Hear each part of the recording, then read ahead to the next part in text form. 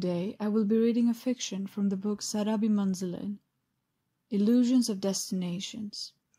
Urdu writer Chaudhry Mohammad Bashir Shad. A lot of credit goes to Noshi Sehar for translating it in English.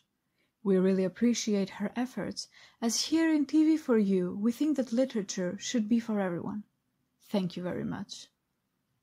We welcome all of our young and eager artists that are passionate about English voice acting here in our new program, TV for You and IBS Radio, Superstars English Literature. If you're as passionate about art, especially literature like us, make sure to try and submit your recordings. You never know, your voice might be heard in one of our future videos. Hello everyone, my name is Tsukiko. Today, I will be narrating the fiction, An Anonymous Name. I hope you all enjoy. An anonymous name. All the happiness and color of his life fell victim to the strict laws of the desert country. 10 years passed, day after night, in taking care of the family.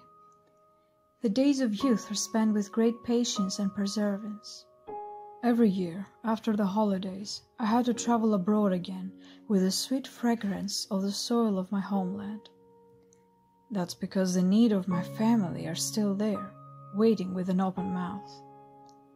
Everyone's demand was different.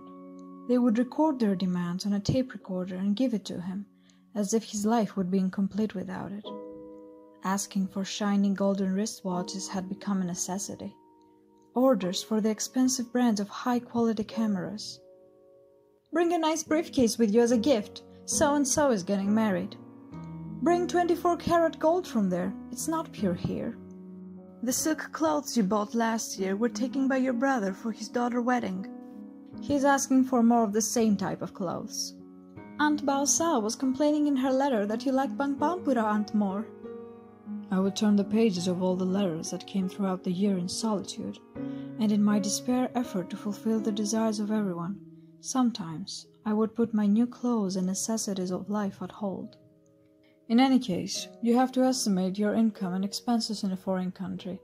Otherwise, if you will spend more than your income, then who will get you a ticket for your repatriation? Desires are also very strange. What's wrong if you can get everything free of charge? These desires will keep on growing, and if someone gets used to this type of treatment, you should know that friendship and kinship will die to enmity. That was the fear that haunted me.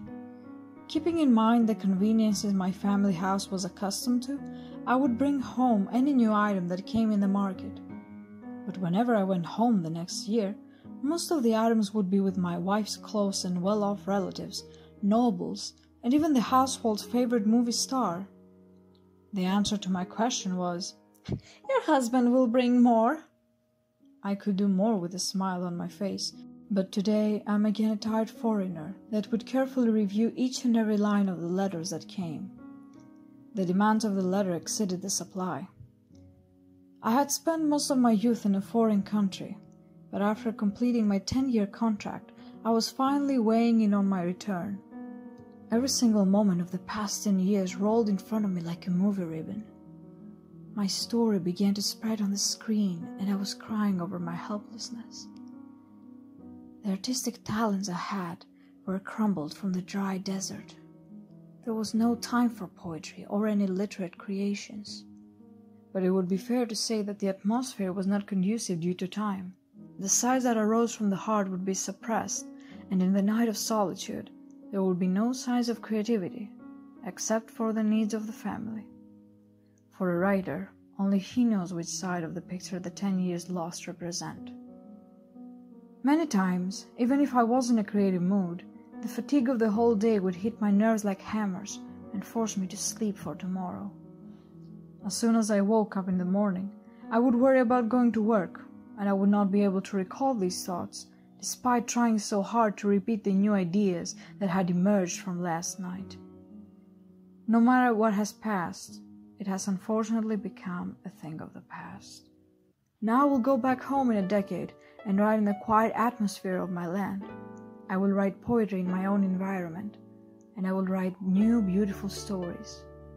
Thinking about this day and night, I fell into a new desire, and the time finally came when I was walking towards the flight to my dear homeland. It was the last time I had to withstand the difficulties of being a foreigner. I said my last goodbye and the plane took off. This time I weighed my luggage according to the law in which nothing new was bought. The suitcase was filled with just my own items. After distributing a large quantity of all the items among the friends there, I became so happy. I breathed a sigh of relief as soon as I got my first step on the land of my homeland. In my pocket was a check for 10 years of abroad service. That's enough money to start a business. There were large crowds at the airport that came to receive me. I could assume that they were the ones that used to write all these letters to me. Custom officials were shocked to see me with only one suitcase. They were sure that they would find something to put on custom duty. Their frustration was making me laugh. I was happy with the thought that I didn't have to deal with the custom officials or pay any extra money for excessive luggage. The crowd of people that came to receive me began to think, where is the extra luggage? I observed their faces, and I felt as if I was not with my loved ones. Perhaps I'm in a group of people full of wishes and desires. If I fail to grant their wishes, they'll rip me apart and eat every chunk of me. One of them even asked about it in the taxi on the way home. Where's all the luggage, son? It was too much, so I booked it all to come later. The sentence just slipped out of my mouth. Well, it had a good effect. My little journey from the airport to my home became very joyful. The taxi fare was even paid by the aunt. I told her that there is no need for it, but she kept insisting. She also gave 5 rupees as a tip to the driver and invited me for dinner. She told everyone on my behalf about the luggage I have booked. Everyone's face shined with greediness, and they all started planning to invite me over. As soon as I had stepped on my land, I was feeling like I was trapped between worshippers of greediness and selfishness. As long as I stayed there, I noticed that they discussed only about one subject, things that have been brought from abroad. The son of such and such brought a big double fridge door. The color is so beautiful. And his deck is so powerful. When he turned on the volume, all the streets started vibrating. He must use this at the festival of kite flying this year. This deck has all the latest system. It's very nice. 3-in-1. They kept talking until everyone left. Everybody was gone, and I was left with my lie. I was dying with embarrassment. My wife was looking at me when I opened my suitcase. She couldn't understand why I came empty-handed this time. When she made eye contact with me, I asked her what's the matter. Is it true that your luggage will come later? Because the suitcase is filled only with your items. I didn't give her any answers. She got busy with her own housework. I took my check out from my jacket pocket and took a look at it. Then I put it back in my inner pocket of my jacket.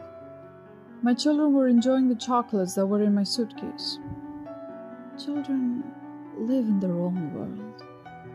The happiness that brought me to my doorstep was unending, though I still had to experience the fake love of my relatives along with the happiness. As the evening wore on, I went for an evening walk with my family. I was enjoying the children's playing in the park. After eating at a restaurant, we headed home. When the children fell asleep, I asked my wife how much money was in the bank. Instead of answering positively, she gave me this explanation, that she spent so much money in certain places that someone asked for a loan and she helped them, and that she was waiting for me. I opened the door of my library on the top floor of the house and looked around. It looked as if everything was complaining to me. The order of my books on the shelves was messed up. Glancing at them at first, I couldn't spot all of my old creations. I cleaned up every book and put them all in order, but I was shocked not to find all of my writings there. When I came back to the drawing room, I saw that everyone was fast asleep. Despite my many thoughts, imagination arose in my mind and I started writing fiction. For my pen, it was an opportunity to quench its thirst after a long time. While writing, the memory of my old creations came to mind. My heart wants me to wake up my wife and ask her about my old creations. That wife, that doesn't even acknowledge that her husband has come home after so many years. She didn't even mention how she spent this time. She gave all that money to her relatives, and now I have come. Was she really waiting for me? All of this sobbing and painful instance can be my new creation. With great difficulty, I turned my attention to the ghazal, but even there the grievances were raised. The perfect night passed, and in the morning the liar revealed his existence. I left the overnight creations on the central table in the drawing room and went upstairs again. I searched throughout the library, but could not find any of my older works. When I came back to the drawing room with cumbersome steps, I could not find my latest night writings, and I got dizzy. I immediately peeked in the bedroom. My wife was sleeping. Everyone was sleeping, even in the children's room. Everyone was sleeping comfortably. It was so strange. What's going on in this house? I got goosebumps all over my body. Are there ghosts in this house doing such things? Every possible explanation was defied. I thought I would make up for the shortfall of 10 years, but something strange was happening here. I quickly tightened my grip on the check I had in my pocket. I took it out and looked at the exchange carefully. The amount written on it was the same. It was a big relief because this would assure my future. When the muezzin called for prayers, I went to the nearest mosque. After the prayer and meeting with everyone, the imam appealed for donations. Yes, in a few days I will give as much as I could. I returned home. There was nothing in the drawing room and nothing in the library. Why are my writings disappearing? And who is making them disappear? I need to find the answer to this mystery. The sun spread its rays all over the place. I pressed my head between my hands and was trapped in my thoughts. Sitting on the sofa in the drawing room, my head was spinning, and the thoughts were becoming tangled like a spider's web. Then suddenly there was a sound. Are you not asleep yet? I have just come home from praying. I will sleep till noon. Are children going to school? It's summer vacation. As soon as they get up, they will go get breakfast. Breakfast is not made at home? I usually make it, but on holidays it's mostly brought from outside. What do you want for breakfast? I will make it for you. As soon as they heard their mother's words, they said no to breakfast and went to the market in an instant.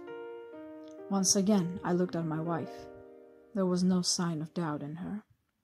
What's the matter this time? Is there any problem? On the return from abroad, you used to come happy, and on your departure, you seem to be very sad. But this time, the situation seems to be a bit different. This time, I'm thinking of doing some business in my homeland. People are thinking of getting out of here. But I want to live in my house for the rest of my life. The kids brought breakfast, and we all started our day with takeaway snacks. Kids, let me withdraw some money from the bank today. We will go out tomorrow. We have to go to the zoo with you. Well, we will definitely go. I went to the bank. I opened a dollar account there. I exchanged some money for Pakistani currency, rupees, put it in my pocket and got rid of my worries. In the beautiful park of the new colony, Gulshan Ravi Lahore, I sat with a pen and a paper. I wrote a novel to quench the thirst of the times, and after completing the last line, I was about to reread it. Touching the sky in the open atmosphere, the desert tornado wrapped all the papers I had written and walked towards the closed road of the river Ravi. When I saw my writing getting lost like this, I ran after it very fast. I found more than half of the papers. A few children also helped me, but where did the rest go? I gave the children 1 rupee each and headed for the Bao Sao sewer itself, as the dust from the desert had ended its journey in that direction.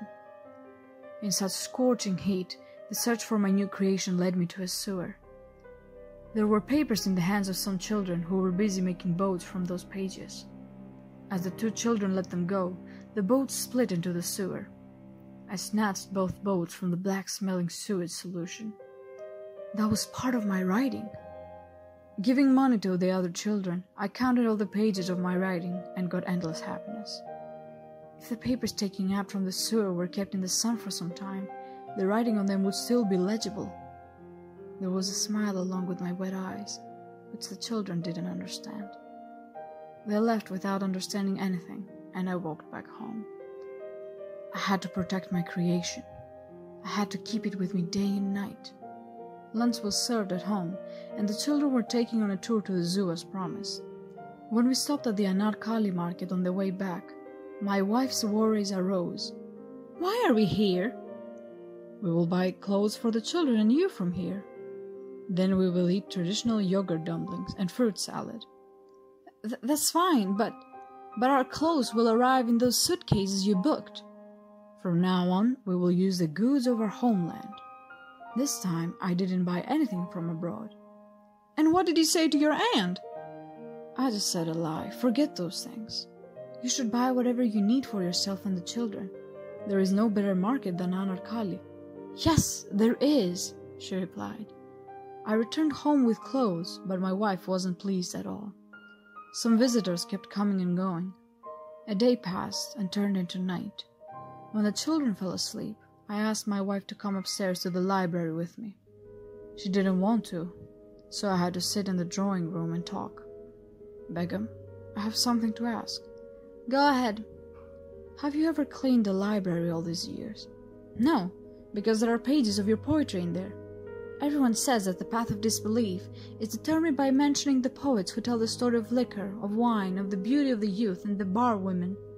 Don't they mislead the readers by writing false fiction? Do you think I went to that place? I can't lock the room because your children are reluctant to go in there. In there, all the writings of my life are completely gone. Can I ask about them? Where did they go? Sure, but I don't know about them. Let me also tell you that I have returned to my homeland forever. Hopefully, I will be encouraged to stay here. Don't you think you're making this decision a bit too early? If you devoted a few more years, then the children would have become a bit older. Don't worry about it. Allah is the cause of all causes. If you find even half of it in your homeland, you will be satisfied and thankful for it. There is nothing wrong with running a household for 5,000 rupees and demanding a repayment from the relatives to whom you have given a loan. I slept in my bedroom at night with my eyes closed, but many times I fell asleep and fumbled with the writing. While visiting Gulshan Ravi market, I felt that business can run well there. It just takes hard work. I kept that in mind while I approached the house. I saw a young cyclist standing at the outer door of our house, shouting, "Junkman here, Junkman!" I stopped in a corner far away. I didn't know what happened between my wife and the trash collector, but the solution to this puzzle is very likely to be the trash. As he turned from one corner of the street to the other, I called him. He stopped. I asked him, "Did my wife not give you any trash today?" Well, well, so you are the one. When did you come from abroad? How do you know me? If poor and simple people like us don't know you, who else will, sir? Let me take you with me. I live in a small room like a hut, where the truth lies with me. There was rubbish on the back seat. He carried me to the front of the bike proudly while expressing his happiness. As soon as I reached his home, he offered me water and handed me a cloth bag. He told me that it contained 5 of my fictions and many invaluable pieces of poetry. Once, a studio visitor from an orphanage came to me and asked to buy one of your long stories for 10 rupees. I replied by saying that someone trusted it to me, and betrayal of trust is not a good thing. That's how I got rid of him. Look at all of this. Your wife used to give me all of this for free. I can't believe it. Why don't you open a shop? I would love to, but the lease is pretty high, and I only have a total of 30 rupees to live on. How much is the lease of the shop? 2,000 rupees in cash and non-refundable. Come with me. I grabbed a rickshaw from there and took him to the bank with me. I handed him 3,000 rupees, 2,000 for the lease of the shop, and 1,000 rupees for essential supplies. Mark your place in society with hard work. How can I thank you for this kindness? I have a few words. Come with me, please, and do the opening of the shop with your hands, and I will repay your loan. Inshallah. I handed over the shop lease and the keys of the rented shop to the young junk buyer. At the same time, he honored me the draft of the new novel within this bag. You are indeed anonymous among the so-called great people, but most of the simple people like us in the world read you. We will not allow your name to stay anonymous.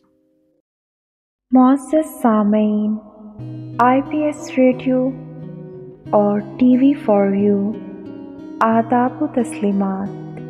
میں ہوں سمیرہ رفیق۔ T V for you اور آئی P S radio کے توسط سے اپنی تخلیقات پیش کرنا یقیناً اعزاز کا باعث ہے، کیونکہ ہم جانتے ہیں اس کاررواں کے سرپرست اعلیٰ محترم جناب بشیر شاد صاحب کسی بھی تعارف کے محتاج نہیں ہیں۔ آپ کے افسانے، ناولز اور شاعری ہمارے سامنے ہیں۔ ادب کے لیے آپ کی خدمات کا طویل عرصہ 50 سال پر محیط ہے، اور اب تک ہم دیکھتے آ رہے ہیں کہ آپ حقائق فورم پر افسانوی ادب کی آبیاری کے لیے برسوں سے کوشاں ہیں۔ اس کے علاوہ پنجابی سنگت میں دنیا بھر سے پنجابی شاعری کے پرستاروں کو اظہار کا موقع میسر آ رہا ہے۔ کالم نگاری کو بھی بشیر شاد صاحب نے اپنے پلیٹ فارم سے فروغ دیا ہے، اور اب ہم دیکھ رہے ہیں آئی پی ایس ریڈیو اور ٹی وی فار یو کے ذریعے دل نادان شاعری کے گروپ سے خوبصورت کلام ہماری سماعتوں کی نظر کیا جا رہا ہے۔ احباب جو یہ ویڈیو سن رہے ہیں، آپ سے التماس ہے کہ محترم جناب بشیر شاد صاحب کی ادبی سرگرمیوں اور خدمات میں اپنا حصہ ڈالیں، اور اس کاررواں کے ساتھ آگے بڑھتے ہوئے ٹی وی فار یو کو سبسکرائب کیجیے اور دوستوں کے ساتھ شیئر کرنا نہ بھولیے گا۔ بہت شکریہ۔